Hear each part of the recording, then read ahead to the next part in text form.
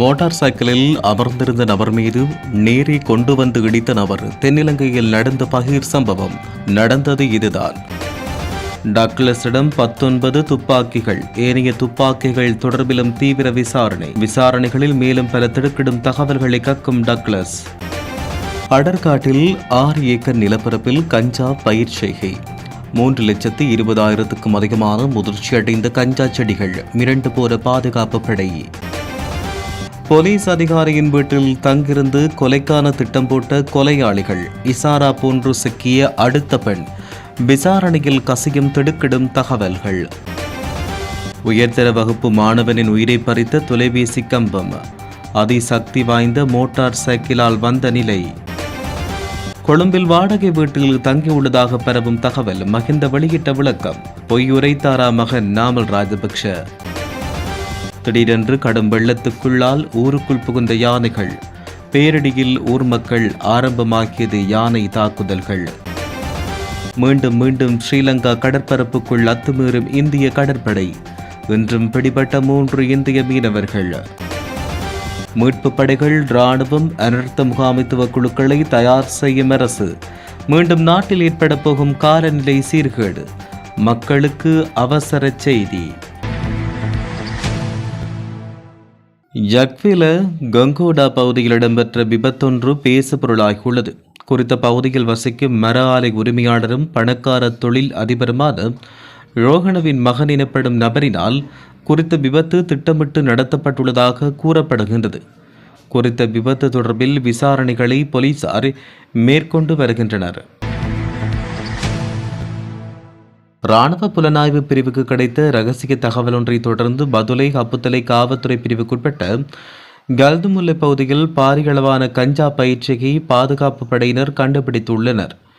இராணுவத்தின் நேரடி தலையீட்டுடன் பண்டாரவளை பிராந்திய குற்றப்புலனாய்வு பிரிவின் ஒருங்கிணைப்பில் இந்த நடவடிக்கை இடம்பெற்றது. அலுத் வெல காப்புக்காடு மற்றும் உனகந்த காப்புக்காடு ஆகிய அடர்ந்த வனப்பகுதிகளை இலக்கு வைத்து இந்த சோதனை இடம்பெற்றது. சுமார் 6 ஏக்கர் நிலப்பரப்பில் மிக ரகசியமான முறையில் இந்த பயிர் செய்கை முன்னெடுக்கப்பட்டு வந்துள்ளது. அங்கு சுமார் 3,20,000க்கும் அதிகமான முதிர்ச்சி அடைந்த கஞ்சா செடிகள் பாதுகாப்பு படையினரால் பறிமுதல் செய்யப்பட்டன. வனப்பகுதிகளுக்குள் இவ்வளவு பாரிய அளவில் பயிற்சியை முன்னெடுத்து வந்த நபர்கள் மற்றும் இதன் பின்னணியில் உள்ள கடத்தல்காரர்களை கண்டறியும் பணியில் காவல்துறை மற்றும் இராணுவம் இணைந்து ஈடுபட்டுள்ளது. அம்பலாங்கொடை வர்த்தக நிலையம் ஒன்றின் முகாமியாளரை சுட்டுக் கொலை செய்த துப்பாக்கிதாரியும் மோட்டார் சைக்கிள் ஓட்டுநரும் முன்னாள் போலீஸ் அதிகாரி ஒருவருக்கு சொந்தமானதாக கூறப்படும் வீட்டில் தங்கியிருந்து இந்த கொலையை திட்டமிட்டுள்ளமை போலீஸ் விசாரணையில் தெரிய வந்துள்ளது. குறித்த வீடானது கண்டியில் அமைந்துள்ளதாக தெரிவிக்கப்பட்டுள்ளது. குறித்த வீடு கண்டி அன்கும்பர பகுதியில் அமைந்துள்ளதாக கூறப்பட்டுள்ளது. போலீஸ் குழுவினர் அந்த வீட்டுக்கு சென்ற போது சந்தேக நபர்கள் அங்கிருந்து தப்பியோடியதாக தெரிவிக்கப்படுகிறது. கடந்த டிசம்பர் 22ஆம் தேதி அம்பலாங்குடை நகரில் உள்ள விற்பனை நிலையம் ஒன்றின் முகாமியாளர் வர்த்தக நிலையத்துக்குள் சுட்டுக் கொல்லப்பட்டார். சம்பவம் தொடர்பாக பல குழுக்கள் விசாரணைகளை முன்னெடுத்த நிலையில் போலீஸ் விசேட அதிரடிப்படையினர் அண்மையில் கிரிபத் கொடு மற்றும் மாகுல பகுதிகளில் 2 கைது செய்தனர். துப்பாக்கிதாரிகள் தப்பிச் செல்வதற்கான போக்குவரத்து வசதிகளை ஏற்படுத்தி கொடுத்தவை மற்றும் அவர்களை ஒருங்கிணைத்தவை போன்ற செயற்பாடுகளை தாம் மேற்கொண்டதாக அவர்களிடம் முன்னெடுக்கப்பட்ட விசாரணையின் போது சந்தேக நபர்கள் ஒப்புக்கொண்டனர். வெளிநாட்டில் மறைந்திருக்கும் கரந்தனிய சுத்தா என்பவரின் அறிவுறுத்தலின் பேரில் இந்த கொலை இடம்பெற்றுள்ளமை தெரிய வந்துள்ளது. பின்னர் போலீஸ் விசேட அதிரடிப்படை மற்றும் காலி மாவட்ட குற்றத்தடுப்பு பிரிவினர் இணைந்து நடத்திய விசாரணையின் போது மேலும் 3 கைது செய்யப்பட்டனர். இதில் கொலைக்கு தேவையான துப்பாக்கிகளை வழங்கிய பெண்ணும் அடங்கியுள்ளார். கொலைக்கு பயன்படுத்தப்பட்டதாக கருதப்படும் கைத்துப்பாக்கி மற்றும் ரிவால்வர் ஆகியவற்றுடன் அவர் கிக்கெடுப்பு பகுதியில் வைத்து கைது செய்யப்பட்டுள்ளார். சந்தேக நபர்களிடம் நடத்தப்பட்ட விசாரணையில் துப்பாக்கிதாரி மற்றும் மோட்டார் சைக்கிள் ஓட்டுநர் ஆகியோர் கண்டியில் உள்ள குறித்த சொகுசு வீட்டில் கடந்த 7ஆம் தேதி முதல் 21ஆம் தேதி வரை தங்கியிருந்தமை தெரிய வந்துள்ளது. டிசம்பர் 22ஆம் தேதி அம்பலாங்கொடவுக்கு சென்று குற்றத்தை செய்துவிட்டு மீண்டும் இருவரும் அதே சொகுசு வீட்டுக்கு தப்பிச் சென்றுள்ளனர். போலீசார் அந்த வீட்டை சோதனை செய்த போது அவர்கள் அங்கிருந்து ஏற்கனவே தப்பிச் சென்றுள்ளனர். இந்த கொலையை குஸ்கொட சுஜி கொத அசங்க கரந்தனிய சுத்தா, அவரின் தம்பியான கரந்தனிய ராஜி தொல மற்றும் தசுன் மானபடு ஆகிய பாதாள உலக குற்றவாளிகள் அனைவரும் இணைந்து செய்துள்ளமை விசாரணையில் தெரிய வந்துள்ளது. கொலை கொண்ட கோசலை என்பவர் கொஸ்கோட சுஜியின் பிரதான எதிரியான ஊரக மைக்கேல் என்பவரோடு நெருங்கிய தொடர்பை பேணியது இந்த கொலைக்கு காரணம் என்று போலீசார் தெரிவித்தனர். லுணுவில போலீஸ் பிரிவுக்குட்பட்ட தும்முதர போலவத்த பிரதான வீதியில் ஃபெஸ்டஸ் பெரேரா மாவட்ட பகுதியில் வெள்ளிக்கிழமை இடம்பெற்ற விபத்தில் பாடசாலை மாணவன் உயிரிழந்தார். மகாவிவ கொஸ்வாடிய பகுதியைச் சேர்ந்த 18 வயதுடைய ஷமிந்து ஜிகார மாரசிங் என்ற நாத்தாண்டியா தமிசர தேசிய பாடசாலையில் காப்போது உயர்தர வகுப்பில் கல்வி கற்று வந்த மாணவனை உயிரிழந்தார். இந்த மாணவன் சம்பவ தினத்தன்று லுணுவில பகுதியிலிருந்து பெஸ்டர் பெரேரா மாவட்டத்தை நோக்கி பயணம் செய்து கொண்டிருந்த போது மோட்டார் சைக்கிள் வேக கட்டுப்பாட்டை இழந்து வீதியை விட்டு விலகி அருகில் உள்ள தொலைபேசி கம்பத்தில் மோதியது. விபத்தில் காயமடைந்த மாணவனை உடனடியாக மாரவில வைத்தியசாலையில் சிகிச்சைக்காக அனுமதித்த போதும் சிகிச்சை பலனின்றி அவர் இழந்தார். இந்த விபத்து சம்பவம் தொடர்பில் லுணுவில போலீஸ் நிலைய போக்குவரத்து பிரிவு போலீசார் விசாரணைகளை மேற்கொண்டு வருகின்றனர். கைது செய்யப்பட்டு தடுப்பு காவலில் உள்ள முன்னாள் அமைச்சர் டக்ளஸ் தேவானந்தாவுக்கு இராணுவத்தால் வழங்கப்பட்ட ஏனைய துப்பாக்கிகள் தொடர்பில் குற்றப்புலனாய்வு திணைக்களம் விசாரணைகளை ஆரம்பித்துள்ளது. அதன்படி அவருக்கு வழங்கப்பட்ட மேலும் 19 துப்பாக்கிகள் தொடர்பில் குறித்த திணைக்களம் தற்போது விசாரணைகளை முன்னெடுத்துள்ளது. முன்னாள் அமைச்சர் டக்ளஸ் தேவானந்தா கடந்த 26ஆம் தேதி குற்றப்புலனாய்வு திணைக்களத்தால் கைது செய்யப்பட்டார். 2001ஆம் ஆண்டு அவரின் தனிப்பட்ட பாவனைக்காக இராணுவத்தால் வழங்கப்பட்ட துப்பாக்கி ஒன்று 2019ஆம் ஆண்டு திட்டமிட்ட குற்றவாளியான மாகந்துர மதுஷிடம் மேற்கொள்ளப்பட்ட விசாரணைகளின் போது கண்டெடுக்கப்பட்ட சம்பவத்தோடு தொடர்புடைய விசாரணைகளுக்காகவே அவர் கைது செய்யப்பட்டார். குறித்த துப்பாக்கி எவ்வாறு காணாமல் போனது என்பது தொடர்பில் தெளிவுபடுத்த தவறியமையினால் அவர் கைது செய்யப்பட்டார். கைது செய்யப்பட்ட முன்னாள் அமைச்சர் தற்போது 72 மணி நேர தடுப்பு காவல் உத்தரவில் விசாரிக்கப்படும் நிலையில் இன்று கம்பகா நீதவானிடம் முன்னிலைப்படுத்தப்பட்டார். தனது கிராமத்தை விட்டு வெளியேறி கொழும்புக்கு திரும்பும் எண்ணம் தனக்கு இல்லை என முன்னாள் ஜனாதிபதி மஹிந்த ராஜபக்ஷ தெரிவித்தார். கொழும்பில் மீண்டும் குடியேறியுள்ளதாக பரவும் வதந்தி குறித்து தென்னிலங்கை ஊடகம் ஒன்றுக்கு கருத்து வெளியிட்ட போது அவர் இவ்வாறு தெரிவித்தார். தனது சொந்த கிராமத்தை விட்டு வெளியேறி கொழும்புக்கு திரும்பும் எண்ணம் தனக்கு இல்லை. இருப்பினும் தன்னுடைய தேவைகளை பொறுத்து கொழும்புக்கு செல்ல வேண்டி இருக்கலாம் என்றும் அவர் கூறியுள்ளார். மீண்டும் தான் கொழும்புக்கு திரும்புவதாக பரவும் வதந்தி குறித்து சிலர் விசாரிப்பதாகவும் கொழும்புக்கு திரும்பப் போவதில்லை என்பது மட்டும் தன்னுடைய கருத்து என்றும் மஹிந்த ராஜபக்ஷ குறிப்பிட்டார்.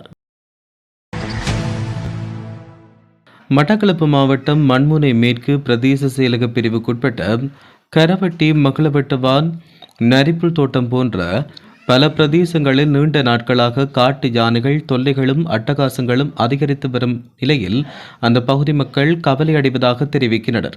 இதனால் அந்த பகுதியில் உள்ள மக்களின் பயன் தரு திண்ணை வாழை உள்ளிட்ட பயிரினங்களையும் காட்டு யானைகள் துவம்சம் செய்து வருவதாகவும் அங்குள்ள மக்கள் தெரிவிக்கின்றனர். இது இவ்வாறு இருக்கையில் கடந்த சனிக்கிழமை அந்த பகுதியைச் சூழ சுமார் 20க்கும் மேற்பட்ட காட்டு யானைகள் உலாவித்திருந்தமையால் மக்கள் பீதியடைந்த நிலையில் காணப்பட்டனர்.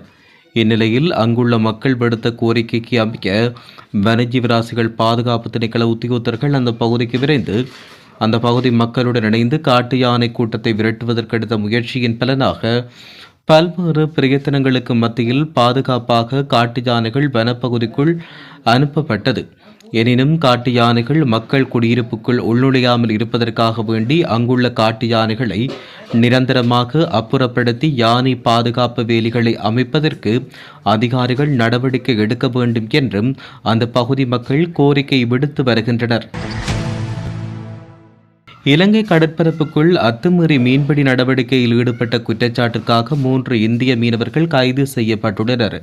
எல்லை தாண்டி மீன்பிடி நடவடிக்கையில் ஈடுபட்டதாக கூறி இலங்கை கடற்படை கைது செய்துள்ளது. நெடுந்தீவு கடற்பரப்பில் அத்துமீறி மீன்பிடி நடவடிக்கையில் ஈடுபட்டதாக கூறி ஒரு படகுடன் 3 மீனவர்கள் கைது செய்யப்பட்டுள்ளனர். இலங்கை கடற்படை படகையும் மீனவர்களையும் கைது செய்துள்ளதாகவும் தெரிவிக்கப்பட்டுள்ளது. விசாரணையின் பின்னர் நீரியல் வளத்துறையினரிடம் மீனவர்கள் ஒப்படைக்கப்பட உள்ளனர். மீனவர்கள் மீது இலங்கை நீர்ப்பரப்பு எல்லைக்குள் அடங்கிய யாழ்ப்பாண கடற்பரப்புக்குள் தலைமையதிபதியால் வழங்கப்படுகின்ற வெளிநாட்டு மீன்பிடி வள்ளம் தொடர்பிலான அனுமதி பத்திரம் இல்லாமல் கடற்படை நடவடிக்கையில் ஈடுபட்டமை மேற்கூறிய அனுமதி பத்திரமின்றி இலங்கை நீர்ப்பரப்பு எல்லைக்குள் நுழைந்து மீன்பிடி உபகரணங்களை நிற்கின்ற வரைக்கும் தொடக்கருத்து வைக்காமை, நெடுந்தீவு கடற்பரப்புக்குள் இழுவைமடி வலைகளை பயன்படுத்தி மீன்பிடி நடவடிக்கையில் ஈடுபட்டவை, இவ்வாறான குற்றச்சாட்டுகள் முன்வைக்கப்பட்டு நீரியல் வளத்துறையினரால் வழக்கு தாக்கல் செய்யப்பட்டுள்ளது. இவ்வாறான குற்றச்சாட்டுகள் முன்வைக்கப்பட்டு நீரியல் வளத்துறையினரால் வழக்கு தாக்கல் செய்யப்பட்டுள்ளது. மேலும் இன்றைய நிலவரப்படி தமிழகத்தைச் சேர்ந்த 52 மீனவர்கள் இலங்கை சிறைகளில் அடைக்கப்பட்டுள்ளனர். மேலும் கடந்த பல ஆண்டுகளாக பறிமுதல் செய்யப்பட்ட 249 மீன்பிடி படகுகளும் இன்னும் மீட்கப்படாமல் உள்ளன. இதேவேளை வருடத்தின் இதுவரையான காலப்பகுதியில் 43 படகுகளுடன் 344 இந்திய மீனவர்கள் கைது செய்யப்பட்டுள்ளமை குறிப்பிடத்தக்கது. வளிமண்டலவியல் திணைக்களத்தின் எதிர்வு கூறல்களின்படி எதிர்வரும் திங்கட்கிழமை முதல் மழையுடனான வானிலை அதிகரிக்கும் என எதிர்பார்க்கப்படுவதால் அதை எதிர்கொள்ள தேவையான அனைத்து முன்னெச்சரிக்கை நடவடிக்கைகளும் எடுக்கப்பட்டுள்ளதாக அனர்த்த முகாமைத்துவ நிலையம் தெரிவித்துள்ளது. அனர்த்த முகாமைத்துவ மத்திய நிலையத்தின் பணிப்பாளர் நாயகம் மேஜர் ஜெனரல் சம்பத் கொட்டுவேகொட இது குறித்து கூறுகையில், முப்படைகள், காவல்துறை மற்றும் சிவில் பாதுகாப்பு திணைக்களம் ஆகியவற்றுக்கு இது குறித்து அறிவிக்கப்பட்டு அவர்கள் தயார் நிலையில் வைக்கப்பட்டுள்ளதாக தெரிவித்தார். அத்துடன் அவசர கால மீட்பு பணிகளுக்காக கடற்படை வீரர்கள், விமானங்கள் மற்றும் படகுகள் தயார் நிலையில் உள்ளதாகவும் அவர் குறிப்பிட்டார். வளிமண்டலவியல் திணைக்களத்தின் தரவுகளின்படி நாட்டின் கிழக்கு பகுதியில் அலை வடிவ காற்று ஓட்டம் உருவாகியுள்ளது. இதன் காரணமாக வடக்கு, வடமத்திய, மத்திய, கிழக்கு மற்றும் ஊவா ஆகிய மாகாணங்களில் இயல்பை விட அதிக மழை வீழ்ச்சி எதிர்பார்க்கப்படுகிறது. வடகிழக்கு பருவமழை காலத்தில் ஏற்படக்கூடிய அனைத்து இடர்களை குறைக்கும் நோக்கில் இந்த முன்னெச்சரிக்கை நடவடிக்கை எடுக்கப்பட்டுள்ளது. பொதுமக்கள் அவதானத்துடன் இருக்குமாறும் அதிகாரிகளால் அவ்வப்போது வழங்கப்படும் பாதுகாப்பு அறிவுறுத்தல்களை பின்பற்றுமாறும் மேஜர் ஜெனரல் கொட்டுவேகொட கேட்டுக்கொண்டுள்ளார். மோட்டார் சைக்கிளில் அமர்ந்திருந்த நபர் மீது நேரே கொண்டு வந்து இடித்த நபர் தென்னிலங்கையில் நடந்த பகீர் சம்பவம். நடந்தது இதுதான். டக்ளஸிடம் 19 துப்பாக்கிகள், ஏனைய துப்பாக்கிகள் தொடர்பிலும் தீவிர விசாரணைகளில் மேலும் பல திடுக்கிடும் தகவல்களை கக்கும் டக்ளஸ். அடர்காட்டில் 6 ஏக்கர் நிலப்பரப்பில் கஞ்சா பயிர் செய்கை. 3,20,000க்கும் அதிகமான முதிர்ச்சியடைந்த கஞ்சா செடிகள் மிரண்டு போன பாதுகாப்பு படை. போலீஸ் அதிகாரியின் வீட்டில் தங்கிருந்து கொலைக்கான திட்டம் போட்ட கொலையாளிகள். இசாரா போன்று சிக்கிய அடுத்த பெண். விசாரணையில் கசியும் திடுக்கிடும் தகவல்கள். உயர்தர வகுப்பு மாணவனின் உயிரை பறித்த தொலைபேசி கம்பம். அதிசக்தி வாய்ந்த மோட்டார் சைக்கிளால் வந்த நிலை. கொழும்பில் வாடகை வீட்டில் தங்கியுள்ளதாக பரவும் தகவல். மகிந்த வெளியிட்ட விளக்கம். பொய்யுரைத்தாரா மகன் நாமல் ராஜபக்ஷ. திடீரென்று கடும் வெள்ளத்துக்குள்ளால் ஊருக்குள் புகுந்த யானைகள். பேரிடியில் ஊர் மக்கள் ஆரம்பமாக்கியது யானை தாக்குதல்கள். மீண்டும் ஸ்ரீலங்கா கடற்பரப்புக்குள் அத்துமீறும் இந்திய கடற்படை. இன்றும் பிடிபட்ட 3 இந்திய மீனவர்கள். மீட்பு படைகள், இராணுவம், அனர்த்த முகாமைத்துவ குழுக்களை தயார் செய்யும் அரசு. மீண்டும் நாட்டில் ஏற்பட போகும் காலநிலை சீர்கேடு. மக்களுக்கு அவசர செய்தி.